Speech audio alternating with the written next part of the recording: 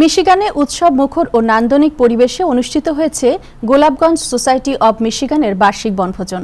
রবিবার ১৬ August Detroit সিটির Zain ফিল্ডে আয়োজিত এই বনভোজন প্রবাসী বাংলাদেশিদের মিলন মেলায় পরিণত হয়।